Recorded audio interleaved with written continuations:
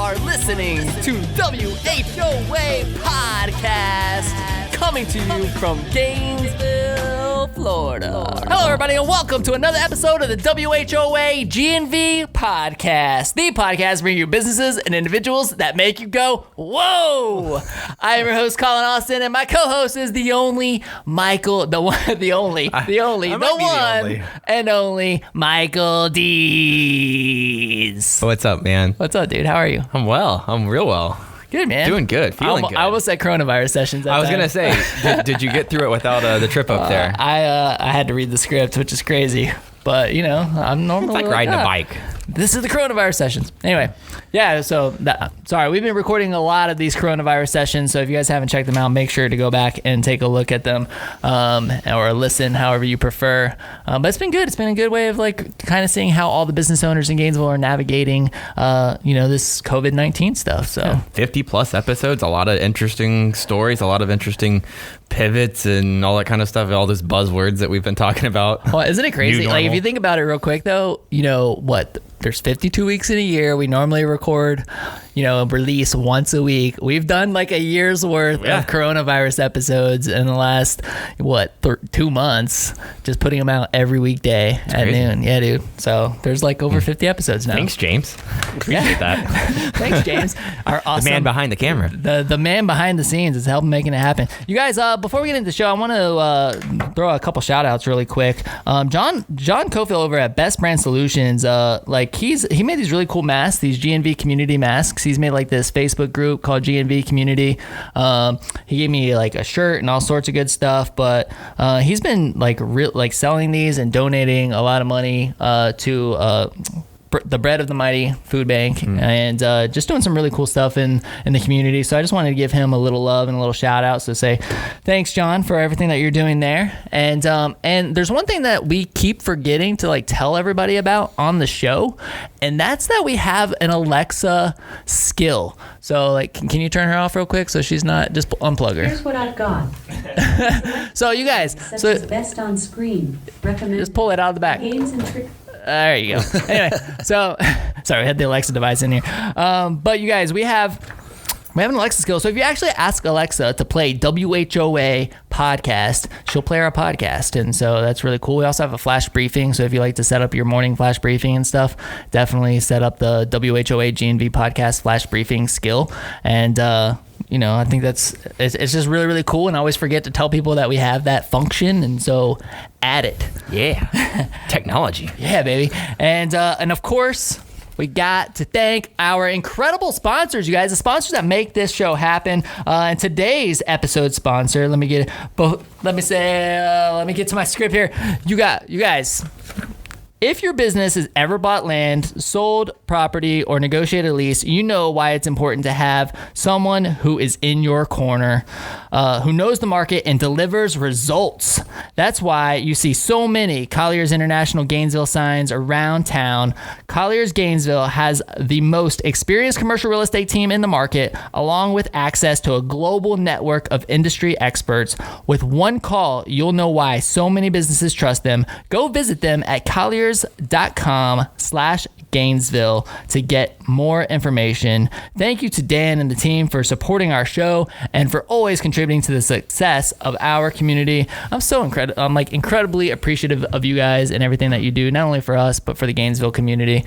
They've sponsored a lot of our coronavirus episodes and sponsoring a lot of these. So I just want to say thank you so much. You guys, absolutely, please support our sponsors. They're the ones who make this happen. And I think that's it for the. Without further ado, let's get into it. Are you ready to go? Let's go. All right, man. Are you ready? Sherman, are you ready? I'm ready. I'm ready. Like trying to get hyped for this. Get going, right? You guys, today on the show we have Sherman Merricks, loving husband and father, founder of Dynasty CrossFit and Lasso Framework marketing firm. Sherman, what's up, man? Welcome to our show. No, I'm excited to be here, man. I've been waiting for you guys to invite me. When I got the invite, I was like, of course. Finally, I made it. It's about time. Dang. People in Gainesville would know who I am now. Well, man, so I mean, there's so many things we can talk about, but we really like to start with kind of diving into your story a little bit first, finding out, how you got into what you're doing, what brought you to Gainesville, and all that kind of stuff. So throw us back, man. Tell us the Sherman Merricks story. Yeah, so I was born and raised in Winter Haven, Florida. I went to college down there in that area. I went to Southeastern University. After I met my wife in college, after college we got married. We moved up here in 2005. We didn't have plans to stay here forever, but we got into the city. We loved it, so we've been here ever since. When I first graduated college, we were here for a couple years. We moved to Miami so I could get a graduate degree, and we came back, and I just fell into that whole corporate thing, and I figured out, I shouldn't even say corporate. I was working at UF, right? It wasn't really cool. Working at UF, and I just figured out, man, this is not for me, right? This can't be all it is for me, right? So I was super athlete my entire life. I was super involved in athletics. So I was looking for sort of that next thing to do after collegiate basketball, and one of my buddies invited me over for CrossFit. I didn't know it was CrossFit back then.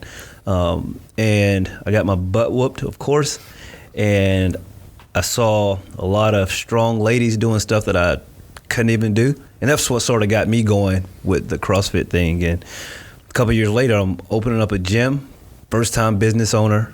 I didn't know much about owning a business. I knew how to work out. I had trained some people, but I didn't have a lot of business experience.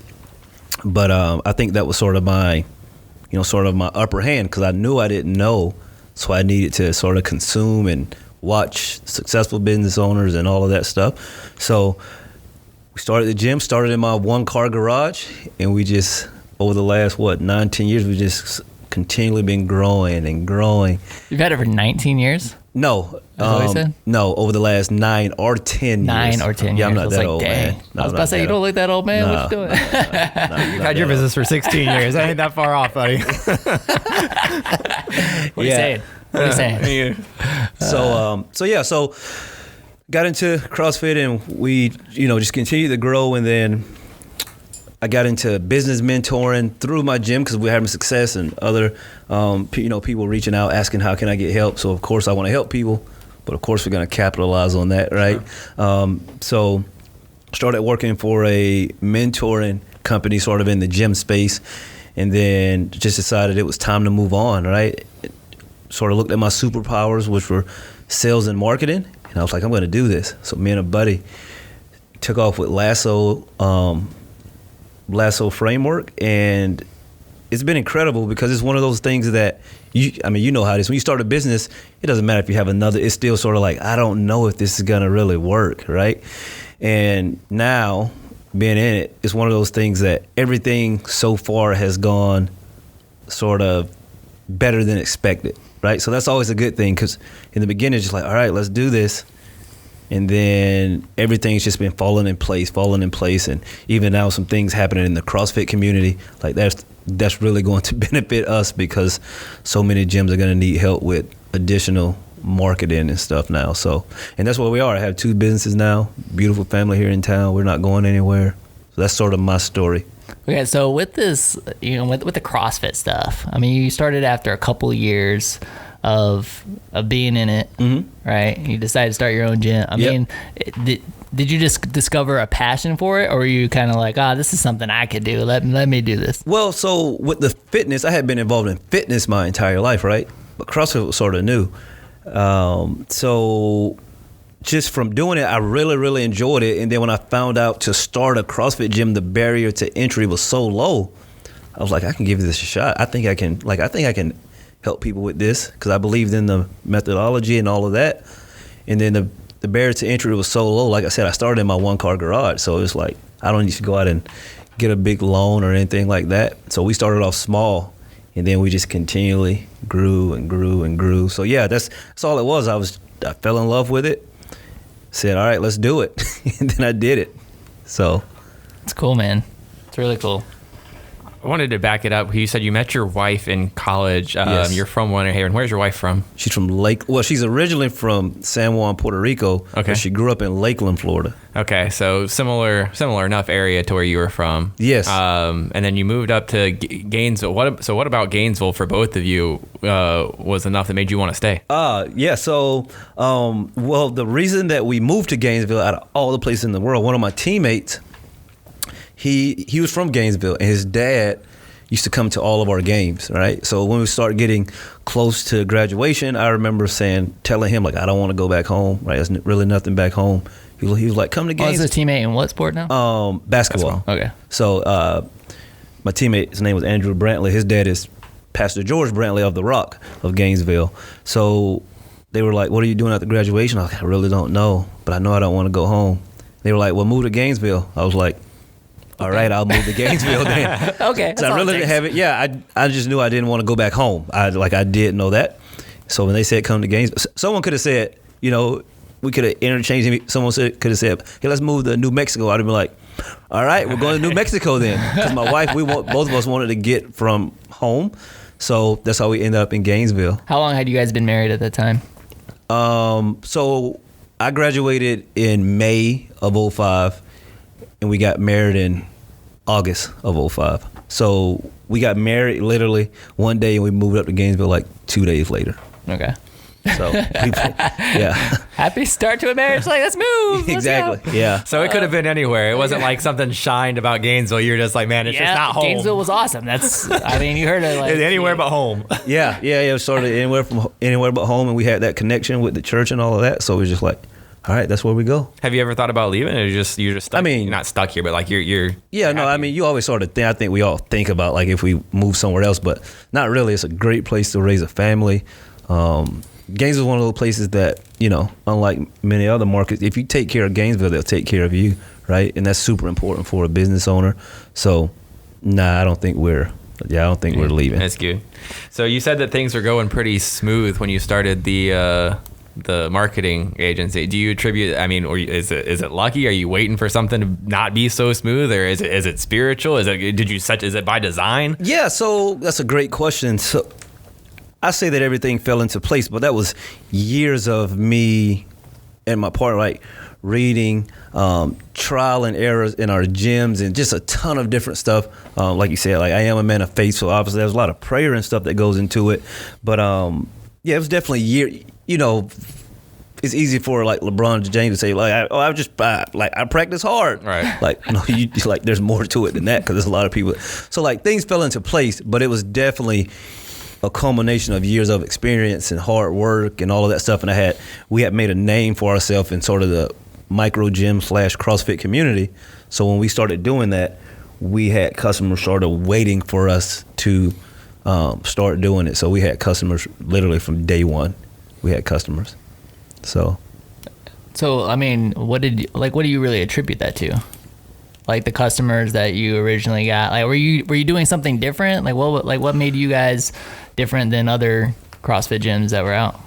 Yeah, so because it feels like the fitness industry, and maybe like I don't know if you were ahead of the curve. Like I don't know when you came out and compared to other fitness studios and that kind of thing. But it's kind of a competitive industry. Yeah, absolutely. So like what are the things that you guys were doing that really kind of absolutely gave you that advantage? As far as now, are we jumping back to the gym, or are we talking about Lasso? Oh, you can talk about whatever you want. But I'm like really referencing like the gym. Oh yeah, because you say, I mean, what, it's 9 to 10 years old now. Yeah, so the gym, I think that is a big piece of that was definitely hard work and word of mouth, right? Because CrossFit isn't one of those things that a ton of people even know about, right? Like people starting to know about it now, but when I first started 9 years ago, it's sort of like underground, right? Okay. Like, oh, what is that they're doing? Like we do CrossFit, right? So it sort of just grew because we started off with a really small community. We were doing things well, and all of our members were really liking it. So they would tell their friends, and they would tell their friends. So I sort of attribute it to us really taking great care of our members. Back then we weren't marketing, and we weren't worrying about growing. We were just worried about taking care of our members. And when we did that, they took care of us. They talked about us all the time, and that really helped our growth. So, Okay. Talk to me a little bit about, and I don't know if this comes from the marketing stuff, but you're like one of my favorite people to watch on Facebook Live. Like you are very comfortable with live video. yeah. And so like just everybody who's listening, like I mean, we're Facebook friends on there. You just do it from your personal profile, right? Yeah, And you just go live and you just start talking about stuff. Talking. But dude, like, there's very few people where I just like will watch the entire thing. Yeah. I like watch the entire thing, and I'm like always super interested in like what's going on in your world. And of course, right now there's a lot of like the George Floyd stuff, a lot of racial conversation. Definitely. We can even dive into some of that. But I mean, was that something that you were just like always? Are you always comfortable with, or did that come from some of the stuff that you were doing with Lasso? And No, so yeah, my mom always told me I had a face for TV, right? So I sort of just took that in, right? So I was like, all right, I need to be recording myself. So no, like I've always been comfortable in front of the camera, and with social media, when we start having those options to go live and record stuff, I was like, man, this is like having your own TV show, right? I was like, this is great. So for me, it's just something it's sort of natural, right? I've always been comfortable. And then obviously over years, I started sort of honing in and realized, all right, like people are really listening to you. So you just don't jump on there and say anything. And then like, as you see now, I go live and talk about things that most people wouldn't dream of talking about, especially not out open the way I talk about them. So it was definitely something I've matured in over the years, but there's nothing, I really can't take any credit for that. It's something naturally, just God-given ability to just get on camera and start talking and go from there. yeah, it's so funny because like when I think of the evolution of social media, in 2004, like I had a Facebook account, right? Like when Facebook first came out, and like to see its progression over all these years, and I always tell people, I was like, people always ask me about Snapchat and everything, because I was like super heavy into Snapchat. I was like, oh, I love Snapchat because if I mess up, I can hit the X in the corner and just start over, and like with live video, you really don't. So I actually, out of everything from a social media standpoint, I probably do live stuff the least amount. Like I don't do it because I'm like, man, if you mess up, it's like you can't just go and hit the X. But there's really no mess up though, right? Like it's like, to me, that's the way I look at it. Like I can't, like I'm talking about, I'm not just like, I know what I'm talking about. Yeah. And I don't know, we're just talking. If someone asks me, but I will say something I'm seeing now though, especially with the coronavirus and all that stuff, and especially with sort of the racial and all that stuff,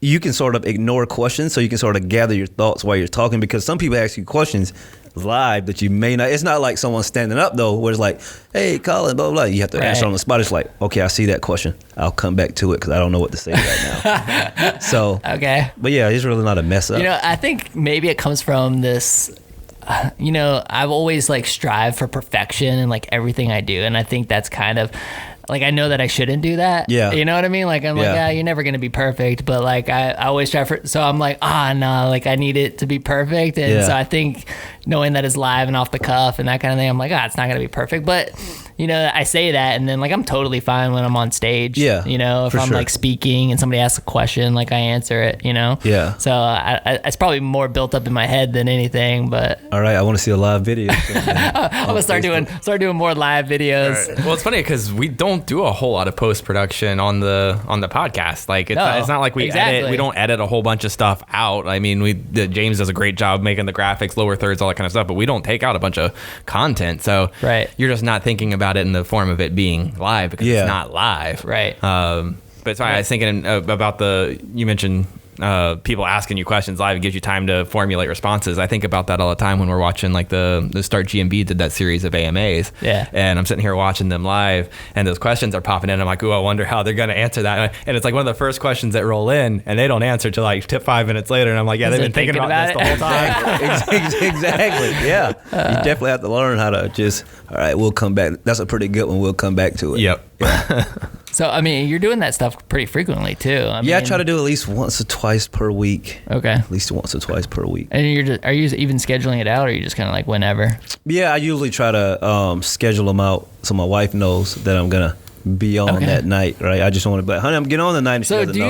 you just enjoy doing it? I do. Or like, I do. So I it's just more enjoy of like a hobby type thing. Yeah, I like, just enjoy doing it. I just enjoy talking to people. I enjoy talking about sensitive subjects because I know most people won't touch on half of the stuff that I talk about. I just enjoy that. yeah. So yeah. So what have the conversations been like right now? Because there's a lot, there's a lot of people talking about the George Floyd murder and and we just had a podcast with our friend Alex Willis, who's a black entrepreneur, super successful. Like getting his intake has helped me out a lot, and I think like that's why I enjoy it. Like I like seeing the real authentic conversation that's happening because. I mean, let's just be honest, man. Like the media and stuff. Yeah. You don't know what to believe. You hear different sides, different perspectives, different things. And I'm just like, oh my gosh. But then when I hear it coming from the mouths of people that I know, the people who are in it in their daily lives, it's way different. So, how have those conversations been? I mean, it's definitely been eye-opening for me in the fact that. So here's the thing, like you said, right? There's certain things that you just don't know, right? For no fault of anyone. There's certain things you don't know. There's certain things that you don't even think about. But then, like you're saying, when you hear someone that you know, right? Like, hey, I know Sherman. Mm-hmm.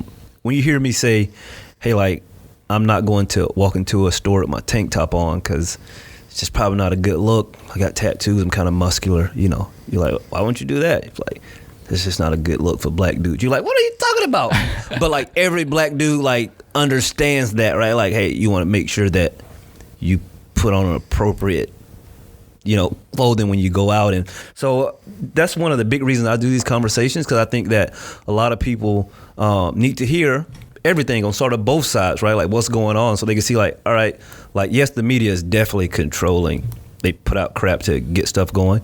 But I think that the more real stories we can hear, the more it sort of broadens everyone's horizons, and we can just get to know that, like, all right, like some of this stuff is real, some of it is made up. I think some of it, but I just like for people to sort of have an insight into everything, whether it's good or bad. That's why I just get on there and talk about stuff that I know that no one else is talking about publicly, because I think that it really helps people. Because, man, I've probably gotten. I can't tell you how many emails and messages and phone calls and text messages I've gotten from doing those. The people just like, oh, I didn't know, or like, are you serious? Just like, yeah, like it's not a big deal. Let's talk about it. Because I think the more we learn about each other, then it's better for everyone. So when you're doing those Facebook lives, like, are you doing them? Are they like public or are they just? Yeah, they're public. Yeah, I have them public. Okay. Friends can share them with their friends, and yeah, it's starting to. I did one last night, and it's funny because I can keep up. Facebook lets you see who's all sharing it, how many times it gets shared, who's creating watch parties and all that stuff. And I've been the numbers have been growing. I've been surprised. People that I don't even know saying, "Oh, such and such shared it, and they had a watch party going while you're going, so I watched it, and like that was great, and thank you for sharing." I'm just like, who are you? So it's definitely starting to grow, and I think people are just looking for honest, real conversation, right? Like not one-sided conversation. So has there been anything that's been like surprising? Anything that's like what's the main topic of focus? What are people asking? Yeah, so I mean, now people are really asking. So there's something going on in the CrossFit community now. The CrossFit CEO, he made some dumb comments about a few things. So I'm getting a lot of comments about that because in my Facebook survey, there are a lot of people in fitness, so they're asking about that. Then I'm getting a ton of questions about what are you like about race relations type stuff. Like those are the two main things that are going on right now that I'm sort of dealing with. A lot of questions, a lot of people asking just tons of, any questions you can think of, I've been asked about, race and stuff like that. So those are the two main things right now, sort of CrossFit CEO and race relations. Yeah. So I love that you're not afraid to have those sensitive Me too. topics, those conversations. Have you always been like that, or is there some kind of line you had to toe between how being that kind of transparent with your thoughts might affect your business and your brand? No, it's funny you say that because I never thought about it like that until about a year or so ago. I had some buddies say, "Man, you're not afraid like it's gonna affect your brand?" I was like, "No, I haven't, but I could see how it could." But at the same time, I'm just being me, right? So if you don't like me for something I say, now if I say something, you know, distasteful or something like that, it's fine. But like, I'm not going to attack anyone personally or any group of people, anything like that. I'm just gonna speak my mind. I'm gonna speak some truth, and I'm gonna give my opinion. So if that hurts my business, I guess it just hurts my business, right? But no, like, I never really thought about that till someone asked me that about a year or so ago. Mm-hmm. I was like, no, like, I'm just being me. Like, this is me. Like, this is who I am. It is a super interesting topic of discussion, right? Because I feel like with this particular incident, you know, that you're really kind of seeing a lot of brands, and I'm talking about major brands. I agree, major. You know, putting out newsletters, statements from our CEO, like this kind of thing, where I haven't really seen that before. Never. No, I mean, we had Netflix, Disney, everyone. And so my question is this coming from a fear of not speaking? Because like there's this whole, it's almost like you're part of the problem if you're silent. Yeah. And a lot of businesses are like, look, like, I don't know if this is my place. Yeah. Maybe I should just like take a back seat. Right. But now like I'm seeing like Under Armour and like, I mean, like big brands, like really like putting out these newsletters and statements from their CEO. And like, you know, I don't know. It's just, it's interesting to me to just kind of gauge the impact of that. Are they doing it because now they feel guilty that they haven't jumped, you know, that they didn't sooner? Yeah. You know, and now they're being pressured, or, you know, I don't know. I'm like super interested to know what y'all's perspective is on this, because I've never seen anything like it. I think about it in complete contrast to Marcus Lemonis, who we've seen speak before, and he says never, ever, ever inject your political opinions into your business, because they're not, you know, customers aren't there to do business with you politically. They're there to do business with you professionally. And he pretty much says never do that. Now, this was maybe 5 years ago. Well, is that true though? Because like, think about it. So I know Marcus Lemonis, like with what's the name of the camp? Camping World. Camping World. Yep. He's the CEO of Camping World, right? Like, I know that he threw an absolute fit about that flag. About the flag. Yep. And how's that not like, you know, about like a huge flag? Like, so I mean, that is true. He was like, putting the flag, this flag is staying. I will like. I mean, he was like, I am not taking this flag down. Took fines. I mean, that's kind of. He probably didn't see, and I do not mean to put words in his mouth or anything, but he probably didn't see that as a political thing, but more as a respect thing. No, for sure. So that's probably why he, you know, differentiated it in his mind, but I don't know that. And that's a whole nother problem, right? Like, I mean, how many times have we said on this show, like, I'm like, dude, I have actually, one of my limiting beliefs has been like, I'm afraid to discuss politics on here because I dislike politics that much that I'm afraid it's gonna suck the life out of podcasting for me. Yeah, and which you love, which is a passion, which is my passion. Yeah. Like I love this, and I'm so afraid that if we like, I'm like, dude, I'm telling Mike all the time, like, dude, I do not want this to become a political podcast. But then, like, when you're talking about racism and you're talking about like respect for like, I mean, like why are they even political matters? Like, this is like right or wrong to me. You know what I mean? Like, racism is wrong. Yeah. Period. Like, why is this a political issue? Yeah. And I don't know, man. Now I'm getting all heated up. My blood is flowing a little bit more, you know. But anyway, like, I didn't mean to like cut you off. You were going down a path, but I was like, you were talking about Marcus Lemonis, and then I said that. Yeah, no, but it was just that conversation. I think it's interesting. You were asking, you know, what we feel about that whole conversation about you know, branding and whether it should affect your brand. And I think it's something that we deal with a lot. And like Collin said, with this podcast, we've done it. I mean, we've had employees here at New Scooters for Less that, you know, one had a Bernie Sanders hat on, and it's just like, okay, like if someone comes in there and is offended by that, or conversely, like if somebody had a Make America Great hat on and is offended by that, it's like I can't, if it's not good to have one, it's not good to have either. Oh, yeah, you know, for sure. so you got to make that call. And it doesn't matter what I believe, it's just in terms of what's fair to the staff and what's fair to the customers without feeling like they're being subject to propaganda when they come in the store. I think that's a very high road PC way to handle it. I think that there are ways to do that, and there's also, you know, I completely understand the approach that this is my business and it's a representation of me as a person, and if you don't like it, then that's fine. If you're okay with losing that business.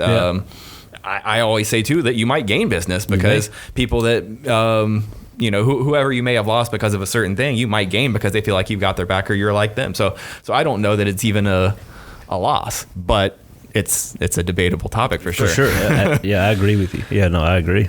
Do you think brands can stay neutral in these discussions? I don't know, man. So I don't like to speak for everyone, right? So I'm going to speak for you. I'm going to talk about me. For me, if like when I look at just say big brands, right? If you normally talk about certain issues and then you don't talk about an issue that pertains to me, right? So we got to pick two things. We're not going to stay on this long, but let's say your company talks about, you know, you sort of spoke out with the LBGT thing, and then you didn't speak out about sort of something else, right? You can pick anything. Now, if I'm on that other thing side, I'm like, well, you spoke out about this, but why didn't you speak out about this, right? So it's sort of, to me, it's sort of, hey, like if you are going to speak out, it's fine. You're gonna have to really, but I think these big brands are really in a spot where they sort of have to say something, because if you have, we're talking about the major brands, Disney, you know, you have a lot of people in your cultures that, in your company cultures that fit these demographics. So if you're not sort of supporting them, you don't want most of them to say, oh, hey, they don't support us, let's leave, right? So I think they're in a tough spot. Yeah. I don't think you can really stay neutral. I really don't, right? Especially about like you're saying. I think this is the first time we've ever seen anything like this with this whole George Floyd thing. And me, I don't think it's not totally about George Floyd, right? I mean, he happened, you know, he's the guy that lost his life and stuff like that, but I think that was sort of the tipping point, and then to what it is now, right? So definitely interesting times for sure. Definitely interesting times. 2020, man. Seriously. So let's talk about the other main thing for 2020, COVID. Like, has that impacted you professionally at all, personally at all? Yeah, for sure. I mean, professionally, the gym was shut down for about 3 months. Yeah, about 3 months. So, like, no revenue for like 3 months. So that kind of sucked. So did you get into you've done all the Facebook Live, so did you get into online classes? Yeah, we did some online classes. It wasn't a huge hit, right? Because like it was okay. Some members did it, but for the most part, people that join my gym, they're in there for the training, for the camaraderie. So all of a sudden saying that everything's going to be online, right? They're not going to stick around forever with that, right? So like, it was fine. It wasn't horrible. So we were able to keep that going for a few months. And then actually for Lasso, it's actually been great because so many companies have been trying to pivot online and get involved and need some help with marketing and stuff. So it's sort of like, oh, the gym sort of slowed down. Lasso picked up tremendously. So it's sort of, it's sort of a wash for us. We definitely didn't grow in the gym space. Even in the gym now, I'm interested to see what happens over the next 3 months with this, right? Because yes, we're open, but are consumers going to be spending money?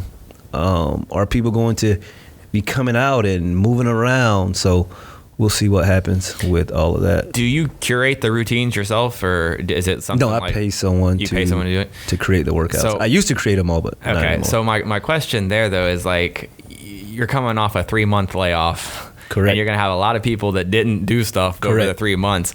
Do they have to adapt, the workouts over the next little while to get people back into a program? Oh, for sure. Yeah, absolutely. It's not like, I haven't been working out already, hit the gym and I'm going to crush it. No, it's not like that, right? It's like we got to ease back into this thing. And then, at my gym, Dynasty CrossFit, we program all of the workouts. So we get to control sort of what's going on, right? People aren't just coming in and getting on these machines and they don't know what they're doing. And no, like we're programming everything and telling them exactly what to do, what type of intensity to use.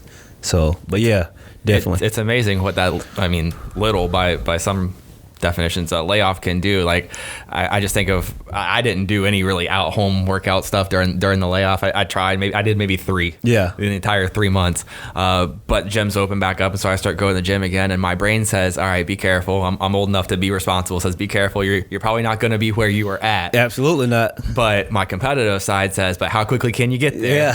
Yeah. And because I hate not being as fast, and I hate not lifting as heavy as I was. So it's like, how do I responsibly get there? Yeah. No, I always say, give yourself the amount of time that you took off. You took off 3 months, give yourself 3 months to get back to where you were. Well, I don't want to hear that. Exactly. Exactly. I was in a good place too. You'll get back there. I will. You'll get back. Did you guys apply for like the PPP stuff? And Yeah, so we were trying to figure all that out. I think that was because for me, as you know, right, like I'm big on like the no debt, all that stuff. Yeah, I definitly want to talk about that too. So like that was a whole big thing. I've really been trying to get the EDIL loan, right? Because the EDIL loan, they'll give you a loan. However, they'll give you a grant up front, and you don't have to take the loan. So that's what I'm trying to work on right now. I'm trying to get the grant, not the loan, to see what really happens. Because for me, the biggest thing is I know that the PPP was supposed to be, is, like it's forgivable and all of this stuff. So for me, at first I was like, I'm not doing it. Like, nah, I'm definitely not. And then my accountant, he was just like, you should do it. I was like, you know how I feel about that. He was like, but it's not debt. I was like, well, what if it is? He was like, the only way it is if you don't listen to me. I said, I'm trusting you, man. You know I'm going to be irate if this is.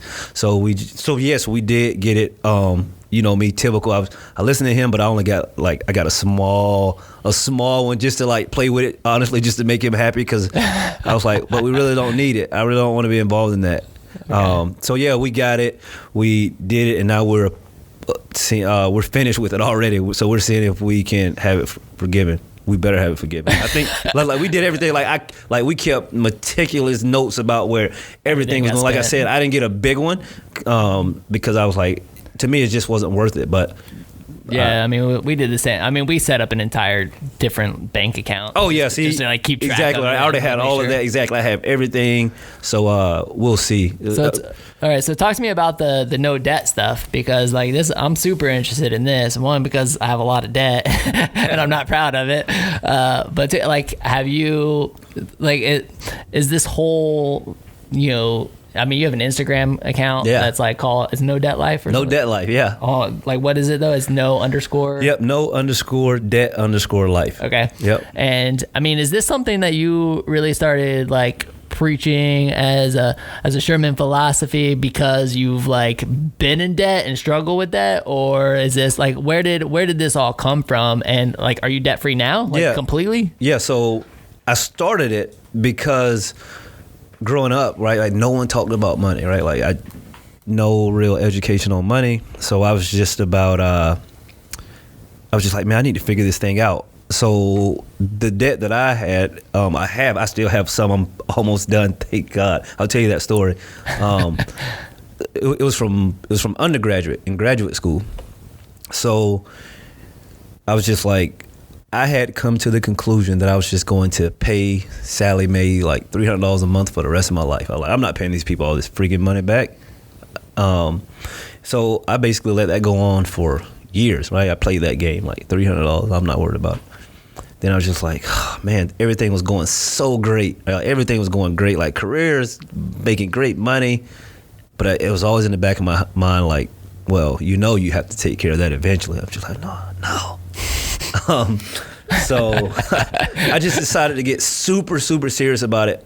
How much debt was it? It was about, all in all, it was going to be like with school, it's going to be like 160. Because I went undergrad and grad school. So I was just like, but now that was it wasn't 160. Here's the thing, it wasn't 160. It was less than that, but for 10 years, I just paid the minimum and all that. Like, I never looked at it. I threw it in the back closet. I was like, whatever, I'm freaking done with this. I don't care. And So I was like, Do you have any idea how much interest was the 160? I don't know. I don't even want to talk about it. But listen, all right. Okay. So then, about 12 months ago, like I've always been a huge Dave Ramsey fan. I took his classes. So like, here's the thing, right? I've always been like preaching like debt free, no carpets, all that stuff. I didn't have any debt except those student loans that I kept in the back closet, right? Like I knew like I'm not gonna use credit cards, all that. So like I was preaching this stuff and telling people, but I had those student loans in my back pocket, right? It's just like, hey, don't worry about those. Like that's not the real debt, but it is. So about 12 months ago, I was like, all right, I'm freaking over this. I'm just gonna do it. I'm just gonna be done with it. So then I was just like, all right, here we go. I told my wife, hang on, honey, this is gonna suck for about 18 to 24 months. It's gonna suck. She was like, all right, it's fine. Let's just do it. Because I know you always talk about it. So in the last year, I paid off about 110. Dang. Yeah. So been throwing fat checks at it. It sucks, but I'll be done like December, maybe January now with COVID. I still haven't really tried to, but I'll be done. So because here's the thing, I was doing everything by the book.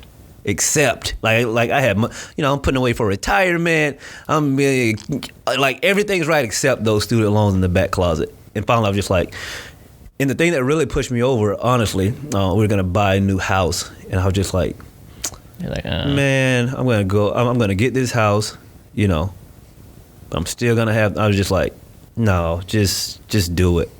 So the last 12 months have been phenomenal. I've made a ton of money personally. I paid a ton of money to Sally Mae, but I'll be done soon. So that's the reason for me. I think so many people need to see that like it is possible. I think so many people sort of do what I did. They were just like, well, I'm just not going to worry about it. But I tell them anytime you pay off any debt, like it's a pay raise, right? Like it's a pay raise because you don't owe anyone. I have friends that like they don't have any debt, none, not even a mortgage. I mean, what can you do if you don't have any bills? No car payment, no house payment, no credit card bills each month. You can do whatever you want.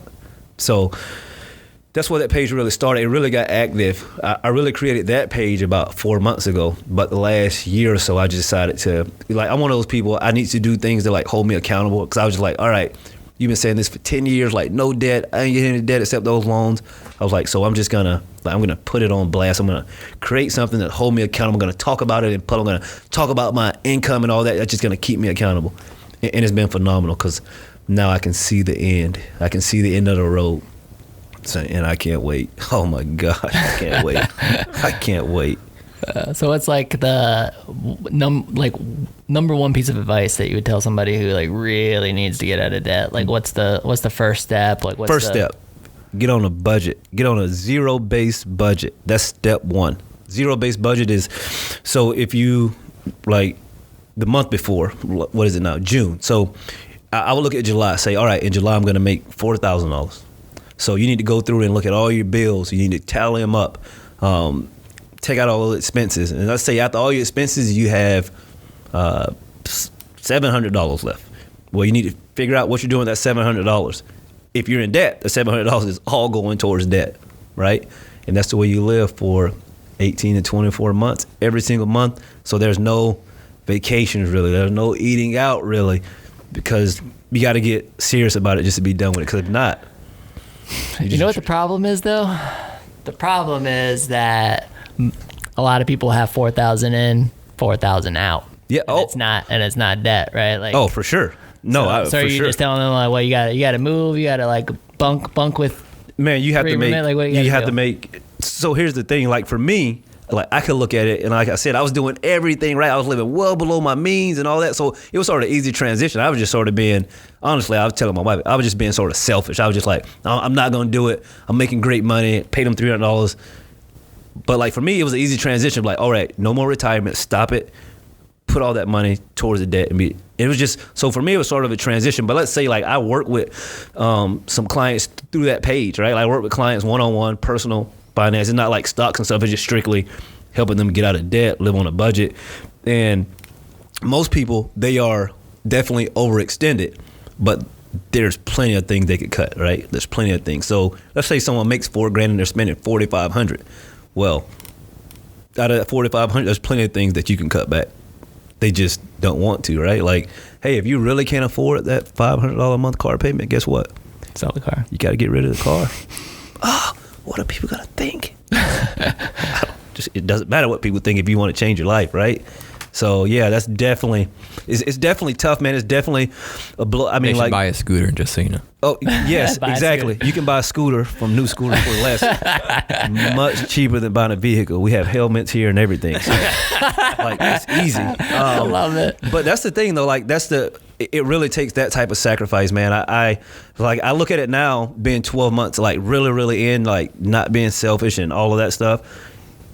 And now I can see the end of the road, and it's definitely a turning point in my life as a man, as a business owner, because I've been in school debt pretty much my entire life from the time I was 18. Yeah. And I just turned 37. So I think it's just really like overwhelming to a lot of people. For sure. Like you see like this. I Absolutely. mean, even with that business, I'm like Absolutely. looking at these numbers. I'm like, man, this is just a lot. Like, well, you almost feel like you're just drowning and you're never gonna actually get it paid off. So why even bother? yeah, no. It's like the mindset, I agree. right? I mean, that's the thing, right? So many people, they feel overwhelmed, so they just sort of stay there. So, all right, like this is my saying. I say most people are too afraid to really make a change. So like they'll say it's too hard to make a change for 18 to 24 months, right? So instead they'll stay in the same place for 24 years, right? So it's better just to do it. It's only good. Most people, regardless of like if you really get serious, make all the cuts, it's gonna take you 24 months. You're done with the debt. But if you don't, you just stay in that same cycle for the next 20 years, and you look up and realize that, man, I could have been done with this. And that's sort of where I got to. I was, like I said, personally, I was making such great money, and I was just like, man, this isn't right. I'm gonna buy this this nice house. Something just, I'm like, it's not right. So I was like, all right, here we go. But now I can see it. Like I said, now that I can see the end of it, it's just like, I gotta go my get a gosh, scooter I can't now. wait. But it's funny though. It's sort of a joke between my wife and I. I still have the same car from college. I have a 2003 Toyota Camry, and like I could, if I wanted to, I could buy pretty much any car I want to cash. But like, piece of me is like, no, like you need to go through this because you need to remember what it feels like to drive this crappy car around, making the type of money that you make. You need to remember like all the sacrifices. So, but yeah, man, anyone can do it. If you're listening to this and you need help, like reach out, follow that page. I'll freaking help you.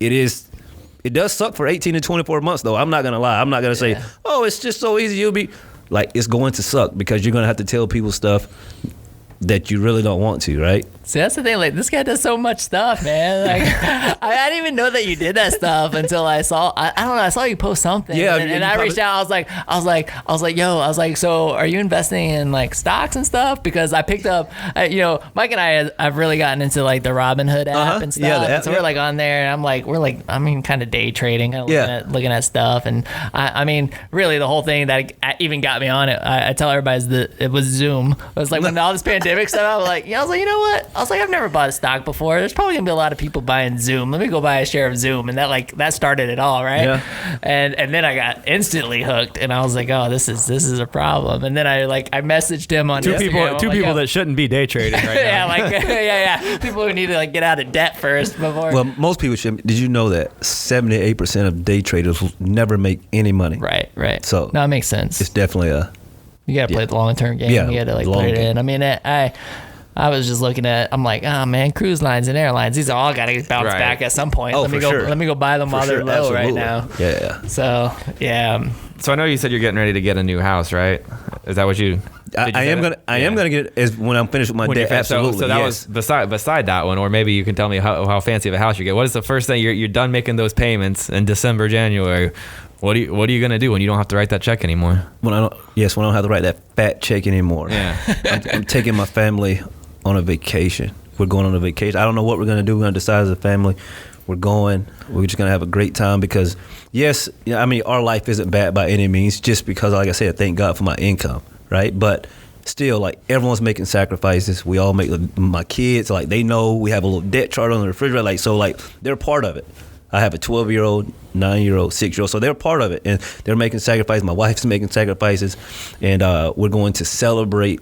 My wife and I, my kids, I want them to see the celebration that comes from, hey, like, you're never going to owe anyone. Like, I teach my kids, hey, listen, like, right now, dad is a slave to this debt, right? Like, he has to pay it off.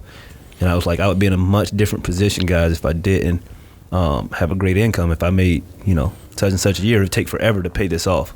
So, are they naturally like interested in it, or are you like really having to force them to sit down? No, and, like, pay? Because I really, really, really wanted to teach my kids this stuff. Yeah. I got like the Green Light app, which allows you to, like, it gives them like a MasterCard. They get like a master debit card, and you can like allocate, money to spend, money to give, money to save, and it like divides it up, and they see the percentages. And that's like, I've been wanting to sit down with them to teach them budgeting, to teach them about this exact science. I mean, we got that. I get to show them the same thing, but man, they have no interest. It's always a battle. They are 10 and 6. Okay, yeah. So absolutely. So you get them Smart Money, Smart Kids by Dave Ramsey. Okay. There's like a little Dave Ramsey Jr. kit. It's made for kids. They will like it. Like, they will like it. Smart Money, Smart Kids is the book for you to read with your wife. And then there's a little Dave Ramsey Jr. kit. It has little stickers and stuff the kids put on the refrigerator and all of that. I think it's super. And for me, the reason we got the kids so involved, because I wanted them to see not only how in, a few years everything's going to be totally different, right? Like, I want them to understand, yes, like, everything is great, right? I mean, even now, my kids, they don't lack for anything, but they understand.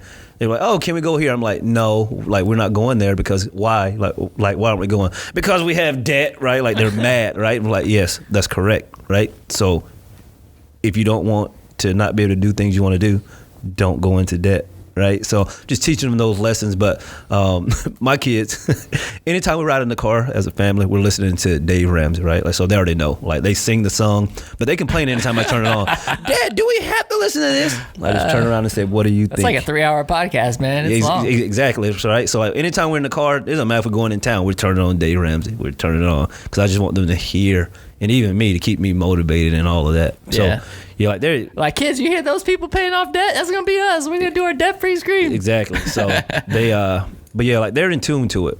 Okay. Yeah, they're in tune to it. Did you do the snowballing? That snowballing? Yes. Yeah. Correct. So you believe in that? Yeah, for sure. Yeah. What about like the retirement aspect? Because like, one of the things that I did was I set up a Roth IRA when I was like 21 years old. And I started putting money in it. Yeah. And like really maxing it out every year. And now that like I got a pretty good chunk of money in there. Compound interest. But then I got this debt, and I'm like, should I like no. just leave it? No, like, don't pull it. Don't pay off the debt. You don't. Because like, I feel like Dave Ramsey is very much like the steps, right? Like, follow, like, you pay follow off the debt, pay off. Yeah, but you don't pull out from your retirement because you're going to be penalized and all that. You just don't contribute to retirement. Focus on the debt. That's all you need to be focused on right now. And then go back. Go back, right? So like, for me, I was doing it. Like I said, I've been a huge Ramsey fan. So like, I'm doing everything right except this one thing. Like, I'm putting 15% in retirement and putting money away for the kids. And like, I'm doing everything right except I got these student loans hiding in the back closet. But I was just like, all right, whatever. So I stopped everything, no retirement. I was just like, it's not going to be that big. It's going to be 24 months, I told myself. 24 months, you're fine. So I just stopped everything and no contribution, anything like that. And now I can see the end of the road. I can see it. I can't wait. Oh my gosh. But then you have the 3 to 6 months of 3 to 6 months. Yep, emergency fund. Yep. So do you have that yet? You don't have that. No, you don't. You're paying off the debt. Exactly. So you're gonna pay off the debt, and then you have to save up for that, and then you got to start the retirement and stuff again. Yep. Okay. So. Yeah, I mean, it's a interesting. Well, I listen to a lot of it. Gotcha. Yeah. So like, I know that he has like his baby steps or whatever, and yep. But I always feel like there's always like circumstantial stuff that like you gotta block it all out. You gotta block it out. You gotta block it all out. You gotta block it all out. It's like, do you really, or do you like? That's super interesting. So I have one more question on that. When you start to put a budget together, right? Mm-hmm. I mean, obviously you got the bills; those are pretty much going to be the same. But how do you go about figuring out like how much grocery money you need, how much gas money you need? Those things that like, you know, it's tough to put a price on. Yes. Because I think a lot of times it's like, okay, well, like I know I work 60 hours a week, 70 hours a week. I need to go get a pint of Guinness from the bar every now and then. And so my bar budget's probably way higher than it should be. You'd be telling me, yeah, you're taking that and putting it right to debt. But for like groceries and stuff like that, like how do do Yeah. is there a rule of thumb? Yeah, so like there's percentages, right? Bogo. Like I have a Ramen. I'll send you the percentage. It shows you like there are recommended guidelines sort of for your percentages for your income, right? So there's definitely percentages that you can try to hit. But here's the thing: if you can look back over your last couple months grocery bill, right? Not only and that'll sort of give you a starting point. But it is hard, like I'm saying, like you're asking great questions. It is hard work because you have to really, most people are not really tuned into their finances. So if you're not really tuned into it, there's a lot of money going out that you're missing out on. But the same thing happens even when you don't have debt, right? Like let's say that you just don't have debt, but you're not great with your money. You're in the same spot, right? You're never going to build that wealth. And like building generational wealth is like super big to me, right? Like I want to be able to leave money for my children's children, right? So I have to get this thing right, and step one is a budget. I almost feel like you have an advantage because owning a CrossFit gym, I gotta think that you're very disciplined, and this type of thing takes a lot of discipline. Yeah, I'm not saying like you have an advantage because you own a gym. Because of the time, like you have to have discipline to like go to the gym. I'll and say be focused, right? Like because I mean the truth is like, do you get Friday night? You're tired. Mm-hmm. Like man, it's just way easier to order the pizza. Mm-hmm. and No, have it that's the delivered, thing now. You know, I'll say that that's one of my superpowers. Anyone that knows me, like discipline, like that's my thing, right? Like if I know I need to do something to reach a goal, it's done. It doesn't matter if it takes me 5 years. Like I will do it every day because I know there's a goal at the end. But now I want to say just because you're on a strict budget trying to get out of debt doesn't mean you don't get to have any fun. You're just not going to be having fun all the time like you're used to having. But you'll still better have some pizza. Maybe a beer every now and then. Get a budget for it, man. Yeah, you got to put it in the budget. Put it in the budget. Add the pizza category. Yeah. That's great. Well, I mean, this has been a lot of fun, man. I do have one more question. I don't like necessarily like full circle back like to a lot of the race stuff, but yeah. I mean, you know, there's a lot of talk about, you know, systems, Mm-hmm. and you know, like to me, you present yourself, and from our discussion here, you seem like a very successful Black entrepreneur. Yeah. Right, like very disciplined, got a great family, got a great business, more than one business. Like, I mean, have you seen over the course of your career that, you know, that the system was against you and didn't favor you, and if so, like in what ways, and like how can that be changed for the future? Because I think that's a very important conversation. I hear that a lot. It's like the education. I even think I heard you say something on one of your lives, maybe talking about the PPP stuff, Mm-hmm. where like only a small percentage of African Americans got that PPP, and it was because one I mean, maybe you can shed some light on that, but like I'm just kind of like really interested into like how these things can be improved, you know? Yeah. So here's the thing. I want to start off by saying, like, it is not one person's sort of issue, right? Like, it's not like I can point at, oh, that guy started it, so it's no, like just over the years, it's definitely been a culmination of small things here, small things there. You know, like people always like to say, you know, well, things have gotten better. Absolutely. I mean, obviously. I mean, 75 years ago, I would have been a slave. So obviously things have gotten better. But I tell people, like, there's still a lot of things we can do to improve because, like you're saying, a lot of times people that look at me and they say, well, you made it, so why can't everyone make it? I'll say, well, like I made it. I'd like to say I'm favored by God. I've been blessed. However, I'm the first person in my family to go to college. Only person in my family to really go to college. So like there's not like, I like to say there's things like generational wealth generational blessings and there are also generational curses, right? So like for me, just say my great-great-great-grandfather, right? We go back 3 generations.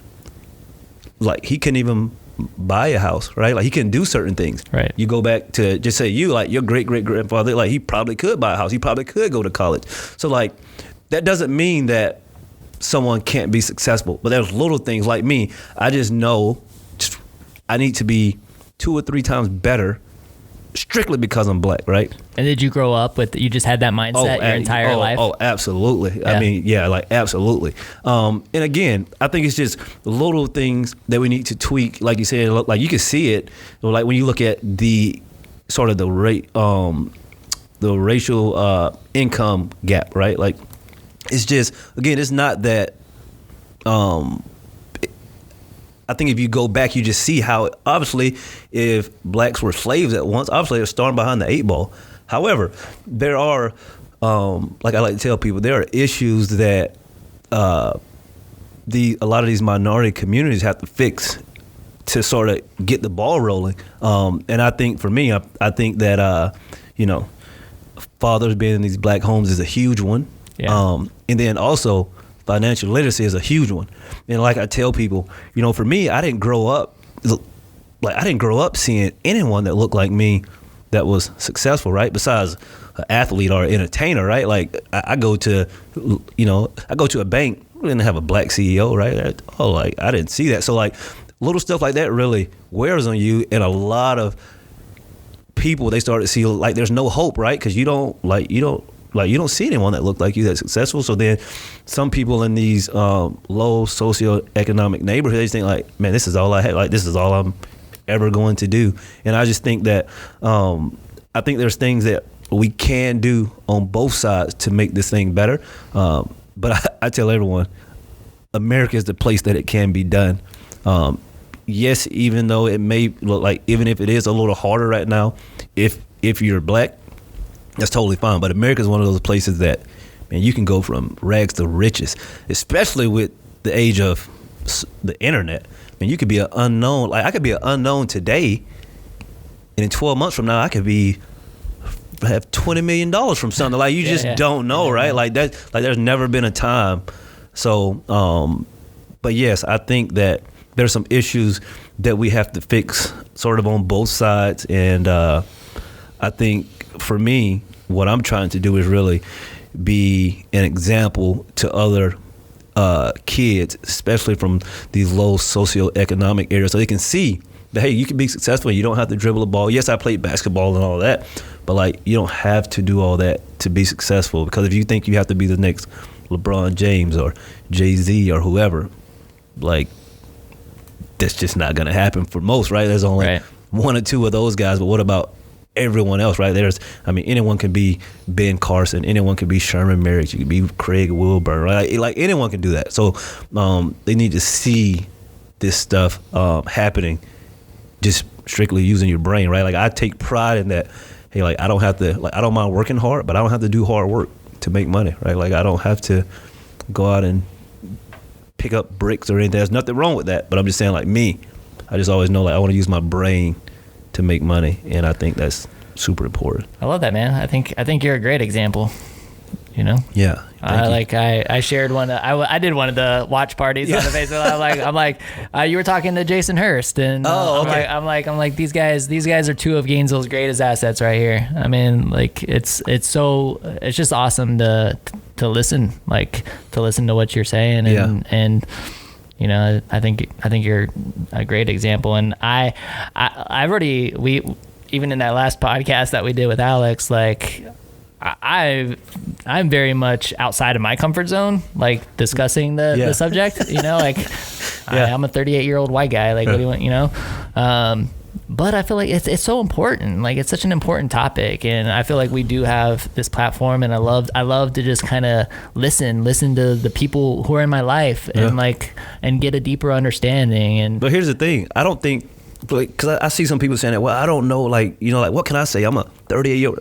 No, like it's not that you need to say anything, but like really it's just like listen, and then like really hang out with like guys that are different. And then you're gonna see things you can be like, why do you think that? Like, why do you do that? why I do this, because you be like, what, are you serious? Right? Like I have, like I tell my friend the other day, I don't even know. I told him it was something basic to me, but he was blown away that I even thought that. I was like, what, like you don't think that way? He was like, no, absolutely not. But it's just like little nuances that I know. For instance, like when you're growing up, right, as a young black male, most of us, like our parents say, hey, like you really don't make eye contact with cops, right? You drive down the road, cops pull up, really don't make eye contact. You definitely don't turn around and look, right? You don't, because that could cause trouble, right? Little stuff like that. Like most people be like, what do you mean? What are you talking about? What are you talking about? But like, no, like we don't want any trouble. And I think that's some of those lessons are passed down, because if you think about my grandmother or grandfather, back when they were growing up, right, that was 70, 80 years ago. Like if they looked at a cop, it possibly could turn around and say, hey, like what's going on? Why'd you, like, what are you doing? So, well, I mean, even the thing that you were talking about with like the tank top and like, yeah, like me, I'm like, or I think I've heard hoodie been used several times. Like, yeah. I'll do like, I would never go to the store wearing a hoodie. Like I will never walk in any business with a hoodie. And for me, I'm like, absolutely, that alone for me is mind blowing. I'm like, really? You're like, even if it's snowing somewhere, I'll have it on. But before I walk in, I'm gonna flip it off. Yeah, like absolutely. But that stuff, you're like, what do you mean it's cold outside? Yeah, we would never think about that, right? Yeah. So it's super interesting, but yeah. So thank you for being open about it, and like talking about it, because I definitely think. Well, I know we both think it's a very important, important thing to discuss, and I don't know. We'll just, I guess, as opportunities present themselves, and we can get a further understanding. That's exactly what we'll do, and hopefully, I won't sound like an idiot in the process. No, you That's won't. probably You like won't. my biggest No, you thing won't. is like Nah, if you're really trying to help people, you won't sound. Nah, you'll be good. You'll be good. Well, thanks so much for joining us, man. Yeah, thanks for having me. Before we wrap up, I know I've said that like twice already. Like one of the questions that I really like to ask before like we finalize the episode is like, what is it that, what do you feel like where Gainesville's missing its potential? Like, what is it that your businesses could really use from Gainesville as a community? That's a great question. For me, I think that I would like to be more involved with helping some like better programs for the youth, because I believe that in all youth really, I think that the youth are the future, right? Like if we could, think about this, and I'm just like, if we could get all the kids that become uber successful to like stay in Gainesville or maybe leave for college, but while you leave, have you up there, but then they open businesses and they have their careers here, like the economy would grow, right? Something that I'm seeing going around now is some people saying, hey, all these great athletes going to these schools, why don't all these great athletes go to HBCUs? And like if that happens, that will change the face of college sports, right? And I was just like, I think that would be great if we could, in Gainesville, could do more to like really sort of have these kids excited to stay here, to grow their futures and stuff, because a lot of times, we have a ton of kids coming here. Most of them just coming here to suck from UF and then get out of here, right? Yeah. Whether they're coming from medical, dental, law, whatever. Yeah. They're coming here to suck from UF and then they're gone. Yeah, right? It's a huge reason. It's one of our missions of the podcast is to try to keep a lot of that talent here. So that's what I think we could do better. Just start working with the youth more and let them really fall in love with Gainesville to stick around. Cool. Love it, man. Awesome. So where can our audience find you? Where can they connect with you? You can find me on social media. What are the channels? Oh my gosh.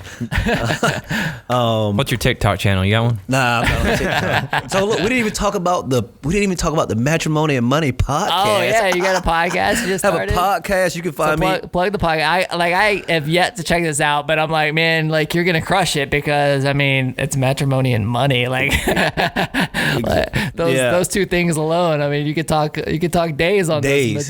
Days. You got plenty of content. Days. I cause a lot of fights, I bet. So how many episodes have you recorded? 6. Okay, so you got 6 episodes in the books. 6 in Matrimony the book. and Money. Yep. All right, so look for that. Look for that. You can find me on Instagram. My personal page is Sherm5. You can find the No Debt Life page on Instagram. It's no_debt_life. And you can find me on Facebook, just all of those things. Matrimony and Money Podcast, No Debt Life, Sherman Merricks. But I am getting close to being capped on friends. I'm starting to get nervous. You got to start like an entrepreneur page, like just Sherman Merricks. Yeah, but that's not the same, page. right? Like I won't be able to like talk to people and stuff, right? I mean, you could go live from it and stuff. And like business pages are not, the engagement's not quite as great as like a personal page, but I know. So I mean, still, if you're going live publicly on your personal page, it should be fine. Maybe I just create another page. Just like, I'll figure it out. I'll figure it out. So, well, thanks again for coming. This has been super interesting. And like everybody, thank you so much for listening. Mike, final words, man. Oh man, we gotta wrap. I was gonna ask another one about CrossFit, but we gotta go. So maybe I'll squeeze it in the side hustle. All right, cool. So. Well, there you go, everybody. Gainesville world, everybody, thank you so much for listening. Be sure to leave us a review, share this with somebody, and thank you so much for listening. This is the WHOA GNV podcast, the podcast bringing you businesses and individuals that make you go, whoa. Give us your best whoa. Whoa. We'll see you later. Bye.